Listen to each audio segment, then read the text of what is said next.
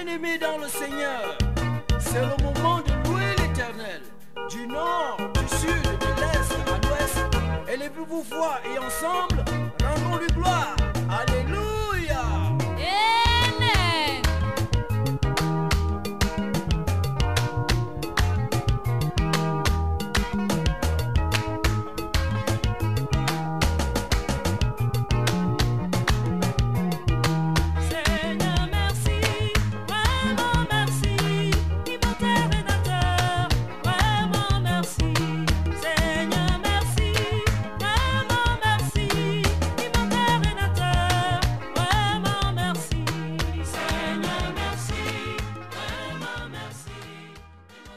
Alors ce matin, nous bénissons le nom du Seigneur pour ce privilège qu'il nous donne de pouvoir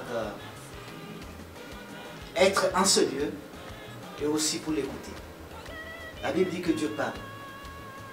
Et ce matin, Dieu va nous parler sur un sujet sur lequel beaucoup de personnes rencontrent des difficultés. Et c'est un aspect de la vie que Christ s'est appuyé, s'est basé. Il a regardé et il a donné la solution à son peuple. Et ce matin, Dieu nous fait la grâce de revenir sur ce texte afin de nous rappeler que notre succès, notre avenir, notre destinée dépend de ce que nous allons faire et non de ce que nous allons dire. Amen. Et notre texte de base se trouve ce matin dans le livre de Matthieu, chapitre 7, verset 12. Beaucoup d'entre vous connaissent ce passage. Matthieu 7, chapitre 12. Et du moins, ce verset 12. Si vous trouvez le passage, je vais demander à une personne de lire rapidement. Tout ce que vous voulez que les hommes fassent pour vous, faites-le de même pour eux, car c'est la foi, car c'est la loi et les prophètes. Répète à ton voisin. Tout ce que vous voulez que les hommes fassent pour vous, il dit, faites-le de même pour eux, car c'est la loi et les prophètes. Dis à ton voisin. Tout ce que tu veux que les hommes fassent pour vous, faites-le de même. Tout ce que tu veux que je fasse pour toi, fais-le de même pour moi. C'est la loi et les prophètes.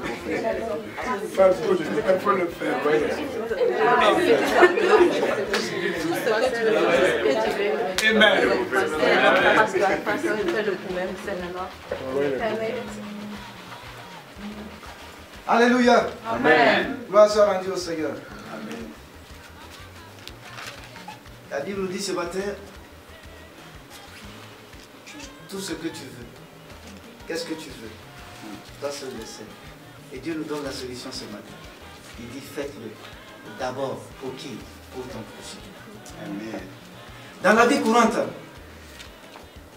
il faut dire que chaque jour que Dieu fait, chaque minute que Dieu fait, chaque heure que Dieu fait, vous et moi, nous sommes appelés à prendre des décisions importantes.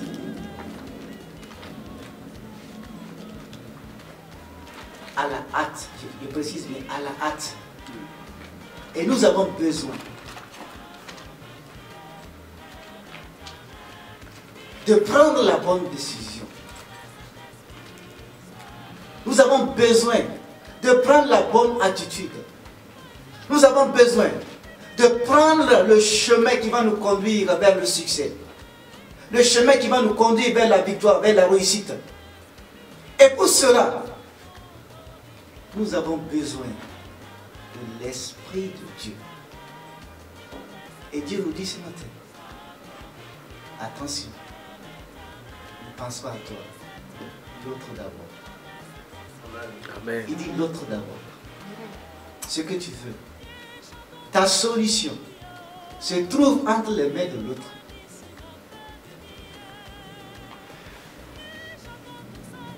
Et Charles Swindoll a dit ceci. Il dit, lui il est convaincu, il a l'assurance que sa vie est faite de 10% de ce qui lui arrive.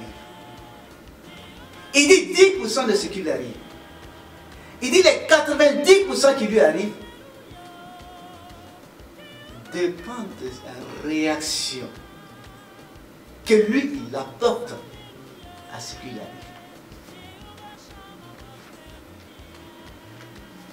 Qu'est-ce qu'il veut dire par là? Il veut dire ce qui m'arrive aujourd'hui. Cela est la conséquence de ce que moi, j'ai choisi de faire. Et si ce que j'ai choisi de faire s'applique sur la parole de Dieu, je serai un homme comblé, un homme heureux. Mais si cela ne s'applique pas sur la parole de Dieu, je serai un homme misérable. Alors ce matin, Dieu nous donne, à vous et à moi, la solution à notre problème. Dieu te dit, regarde ton prochain. Il dit, aime ton prochain comme toi-même. Si tu aimes ton prochain, si tu fais du bien à ton prochain, ce bien-là reviendra plus tard à toi. Et j'ai l'habitude de dire aux gens que tout ce que vous faites, vous le faites pour vous-même. Si c'est bien, c'est pour vous-même. Si c'est mauvais, c'est pour vous-même. Alors, pourquoi ne pas choisir de faire le bien?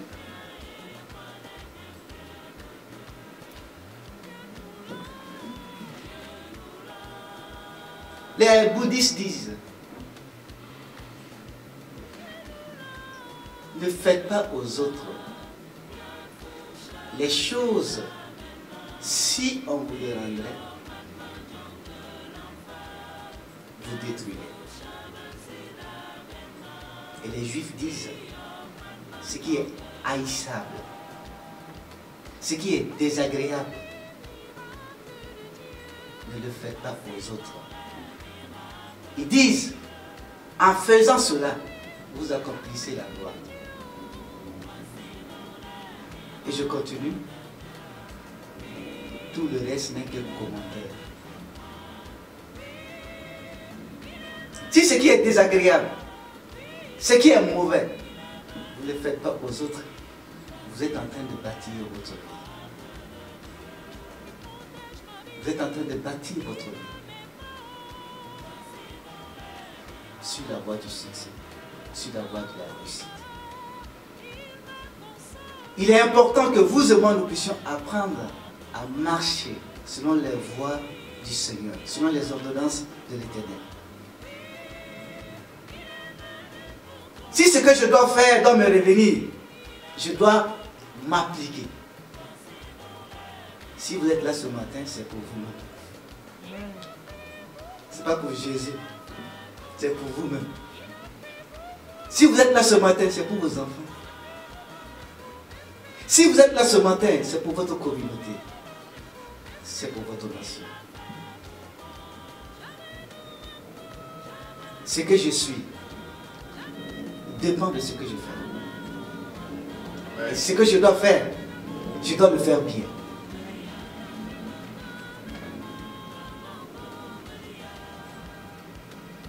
J'ai toujours pris l'habitude de m'appliquer dans tout ce que je fais. Que ce soit bien ou mauvais, je m'applique toujours. C'est là la clé de la réussite, la clé du succès. Il faut vous appliquer. Et Dieu dit, si on s'applique, si nous pratiquons le bien, ce bien-là va revenir à nous. Amen. Les bouddhistes ont compris ce concept. Les juifs ont compris ce concept. Mais Jésus est allé au-delà de ce que ces hommes, ces femmes ont compris. Il est allé au-delà de leur pensée. Il dit vous, si vous voulez réussir dans la vie, si vous voulez avoir du succès, il vous faut penser à l'autre. Qu'est-ce que tu penses de ton prochain?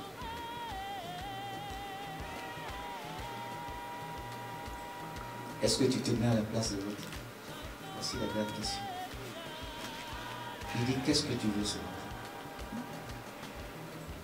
Et l'université de North Carolina a fait une recherche sur 100 personnes. Ils se sont rendus compte que ces personnes avaient une chose en commun. La bonne santé. Ils avaient une bonne santé. Ça, c'est sur le plan naturel. Ils ont pris des gens comme ça. Donc, si vous pratiquez le bien, cela apporte naturellement la bonne santé. Et cela crée une communion entre Dieu et vous. Cela vous rapproche davantage de l'Éternel. Et cela vous ouvre les portes aussi. Parce que vous s'aimez dans votre propre vie. Et si vous s'aimez, vous devez récolter. Celui qui sème récolte. Qu'est-ce que tu as sémé? Si tu sèmes, tu vas récolter. Tôt ou tard, ça va revenir. Si tu sèmes des arachides, tu vas récolter des arachides. Tu sèmes le maïs, tu vas récolter le maïs. Et Jésus nous dit, il faut pratiquer le bien. Fais le bien. Et ne t'attends pas à retour, à recevoir de l'autre, car tu seras déçu.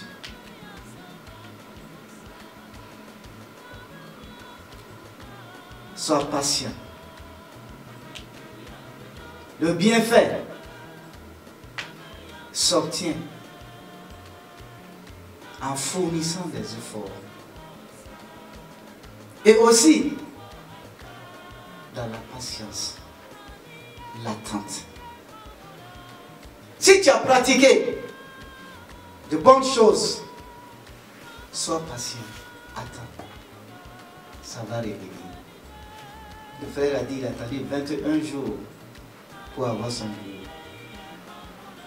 Combien de temps as-tu attendu? Ce que tu recherches, ce que tu désires, ça va venir au temps opportun. On a dit, Dieu fait chaque chose belle à son temps.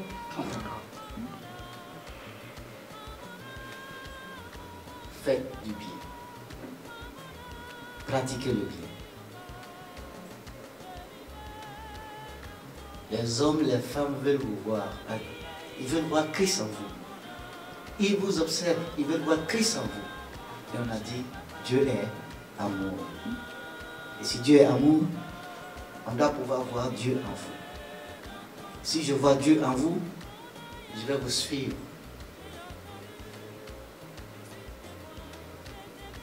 Je vais vous suivre. Si je ne vois pas Dieu en vous, je ne vous suivrai pas. Il y a une dame qui avait l'habitude de recevoir chez elle des enfants des voisins, de ses sœurs. Elle aimait véritablement les enfants. Ses filles se sont mariées. 1 année, 2 ans, 3 ans, pas d'enfant. Elle a persévéré dans ce qu'elle faisait. Elle continuait toujours à recevoir les enfants chez elle, à bénir les enfants. Et aller jusqu'à payer la scolarité de ses enfants. Au temps opportun, Dieu l'a exaucé. Dieu a donné des enfants à ses filles. La question ce matin, est-ce que tu persévères dans ce que tu fais?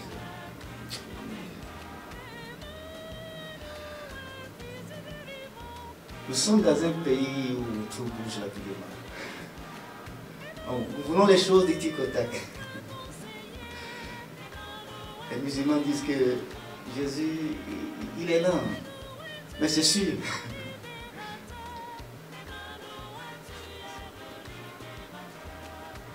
Quand il agit, c'est pour toujours. Et aujourd'hui, nous sommes pressés. Quand on est pressé, on risque de passer à côté de notre décision, à côté de notre bénédiction. Dis à ton voisin, sois patient. Sois patient.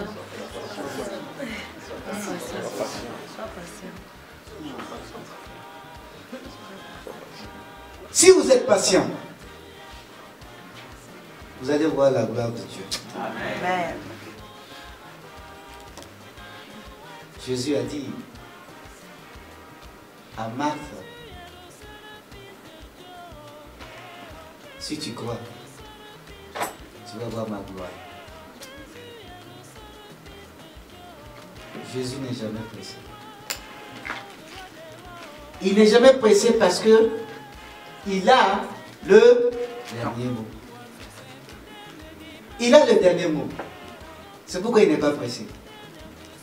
Quand on est en contrôle, on ne se presse pas. Soyez patient. Soyez patient. Et que le Seigneur vous donne la grâce, la capacité de pouvoir faire le bien à vos frères et à vos sœurs. Il n'y a rien de plus important que d'avoir en retour le sourire de la part de ton prochain. C'est ce dont à quoi Christ nous a appelés. Il dit, vous êtes des artisans de paix. Nous devons procurer la paix dans le cœur des hommes et des femmes. Ouvrir la porte, ça fait plaisir. Porter le fardeau de l'autre, ça fait plaisir. Payer sa scolarité, ça fait plaisir. Mais ce que vous êtes en train de faire, vous ne le faites pas pour l'autre, mais c'est pour vous-même. C'est ce que Jésus voulait nous faire remarquer. Il dit ce que tu es en train de faire. Ce n'est pas pour les autres, c'est pour toi-même. Le temps viendra où tu vas récolter. Souvent c'est dur. C'est dur. Mais si tu persévères, tu vas voir la gloire de Dieu. En faisant le bien, tu ouvres le ciel sur toi.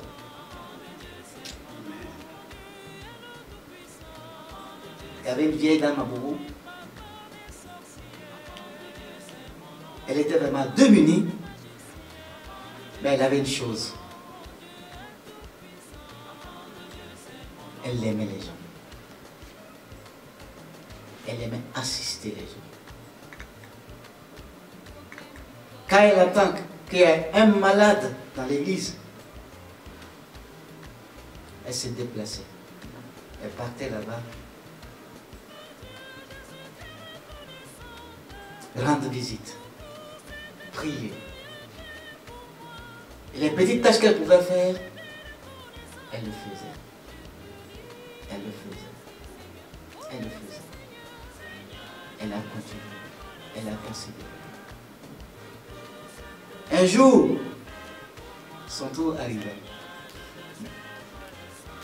Elle tomba malade. Et toutes ces personnes qu'elle avait rendu visite, la plupart d'entre eux ne savaient pas où logeait la vieille.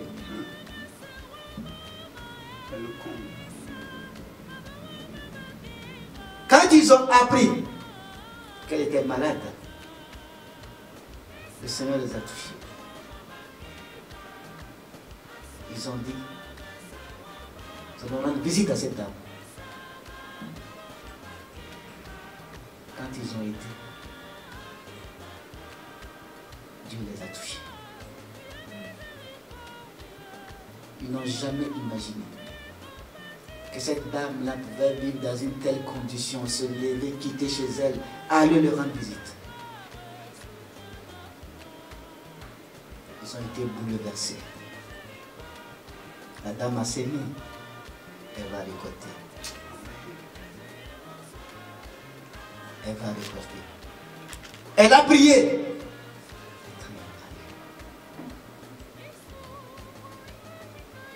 Tout ce qui lui manquait à la maison,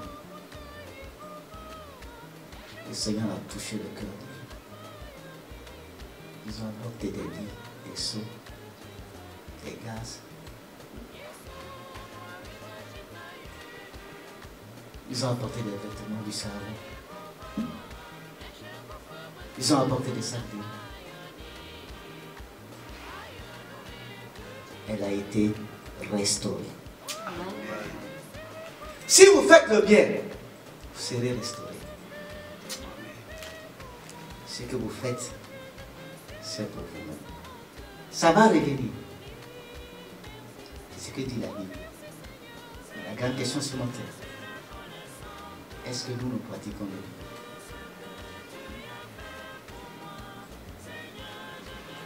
Nous allons lire dans Romains 13 au verset 8. Romains 13, verset 8. Si vous trouvez le passage.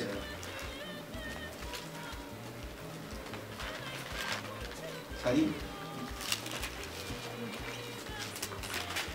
Ne devenez la personne qui se met de vous aimer les uns les autres, car celui qui aime les autres a accompli la loi. Réponds.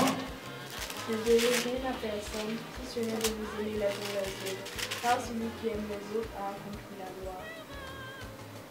Il est écrit, ne devez rien à personne, si ce n'est de vous aimer. Dis à ton voisin, aime-moi tel que je suis.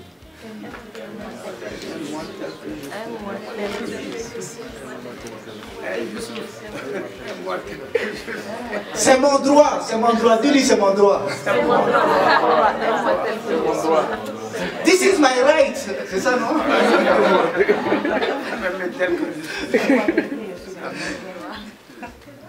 La Bible nous invite à nous aimer les uns les autres. Il dit, aimons-nous les uns les autres. Vous ne devez pas m'aimer parce que je vous ai fait du bien. Non. Vous devez m'aimer parce que Dieu vous le commande. Le désir de l'Éternel pour vous, pour moi, c'est que nous puissions nous aimer les uns les autres. Et dans Jean 3, verset 16,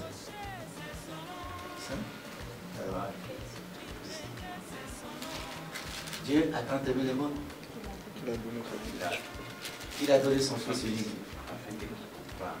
Il dit, Dieu t'a aimé tel que tu étais, sans condition. Nous aussi, nous devons aimer nos frères et nos sœurs tels qu'ils sont. Et si nous faisons cela, la Bible nous dit que nous accomplissons la loi. Et la loi nous prépare à la grâce. L'Ancien Testament, ce n'est pas dépassé. Ce n'est pas dépassé. La loi, là, elle demeure toujours. Elle nous prépare à la grâce. Si toi et moi, nous appliquons la loi, nous ouvrons les fenêtres dans les cieux pour que la grâce de Dieu surabonde dans nous. Amen. Donc ici, il est important que nous puissions nous arrêter et demander à Dieu de nous donner la force, de nous donner la capacité d'aimer nos frères, nos sœurs tels qu'ils sont, sans condition. C'est pourquoi la Bible nous demande de bénir nos ennemis, de bénir ceux-là qui nous font du mal. Tu sais que ce gars il te fait du mal. La Bible nous dit bénis-le. Bénis. bénis-nous. Bénir, c'est pardonner aussi. La Bible nous dit que si une personne te gifle la joue droite, donne-lui la joue gauche. Lui donner la joue gauche, ça veut dire le pardonner. Si quelqu'un me gifle ici, je le fuis, je ne vais pas m'arrêter. Il faut pardonner. Nous allons lire dans Éphésiens 4, verset 15. Mais que, professant la vérité dans la charité, nous croissions à tous égards en celui qui est le chef, Christ. Mais en professant la vérité dans l'amour, nous croîtrons à tous égards en celui qui est le chef, Christ. Vous aimez la vérité? Vous aimez la vérité, oui ou non? Amen. Je ne vous attends pas. Vous aimez la vérité, oui ou non? Amen. Si vous aimez la vérité, la Bible nous dit, nous devons dire la vérité dans l'amour. Nous devons prendre la place de l'autre. Si vous vous mettez dans la peau de l'autre, vous allez le traiter avec beaucoup d'égards, avec beaucoup d'amour, avec beaucoup de considération. Amen. La Bible nous dit que si nous faisons cela, lui va nous conduire dans une nouvelle dimension. Amen. Il dit nous croîtrons. Donc nous devons faire attention dans nos relations avec nos frères, avec nos sœurs. Dis la vérité, c'est vrai. Mais il faut le faire avec amour. Amen. Amen. Si vous le faites avec amour, Dieu dit, lui vous bénit. Il vous bénit. Mon papa l'a dit, quand vous êtes mariés, il y a certaines choses, vous êtes obligé de dire les choses avec beaucoup d'amour. Amen. Avec beaucoup d'amour. Sinon, vous n'allez pas vivre ensemble. C'est vrai. Ce que vous dites, c'est vrai.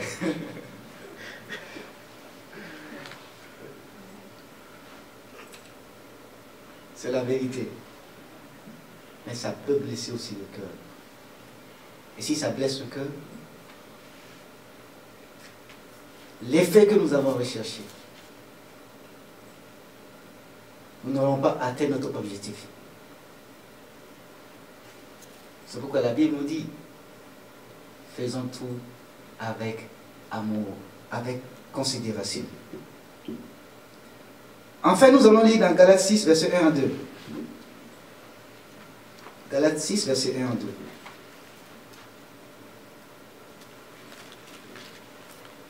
Frère, si un homme vient à être surpris en quelque faute, vous qui êtes spirituels, redressez-le avec un esprit de douceur. Prends garde à toi-même, de peur que tu ne sois aussi tenté. Portez les fardeaux les uns des autres, et vous accomplirez ainsi la loi de Christ. Est-ce que tu peux répondre un plus fort? Frère, si un homme vient à être surpris en quelque faute, vous qui êtes spirituels, redressez-le avec un esprit de douceur. Prends garde à toi-même, de peur que tu ne sois aussi tenté. Portez les fardeaux les uns des autres, et vous accomplirez ainsi la loi du Christ. Amen. Dis à ton voisin, porte mes fardeaux.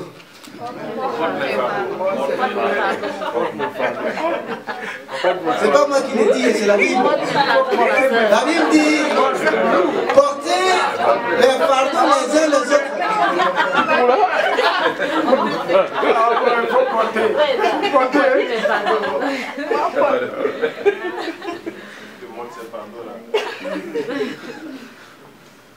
Dis à ton voisin, sois spirituel. Celui qui est spirituel reprend avec douceur. Amen. Amen. Il reprend avec douceur. La force, elle n'a jamais changé les choses. Elle a toujours détruit. L'amour de Dieu apporte la restauration.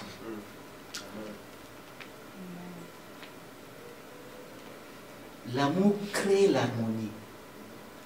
L'amour crée la joie. L'amour apporte la paix, l'assurance et la quiétude. Si nous voulons réussir ici-bas,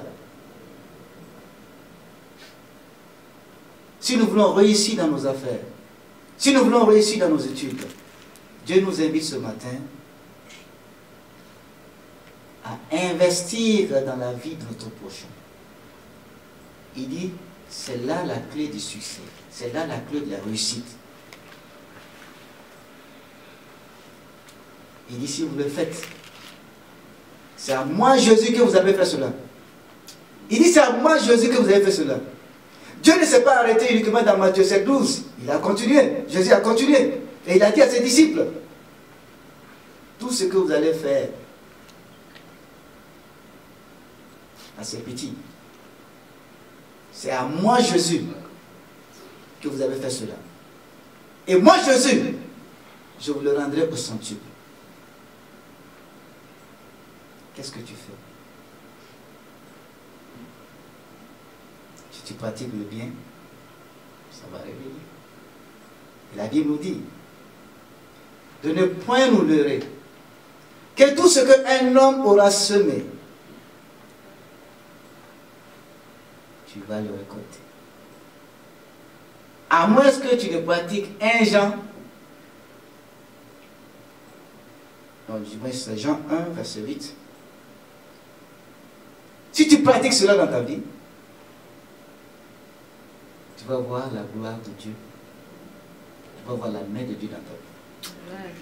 Alors ce matin, que Dieu nous donne la force, qu'il nous donne la capacité de pouvoir pratiquer le bien, de pouvoir marcher selon ses lois, selon ses ordonnances, pour pouvoir entrer dans notre destinée, pour pouvoir entrer dans une vie victorieuse, pour pouvoir marcher dans le succès et la réussite totale.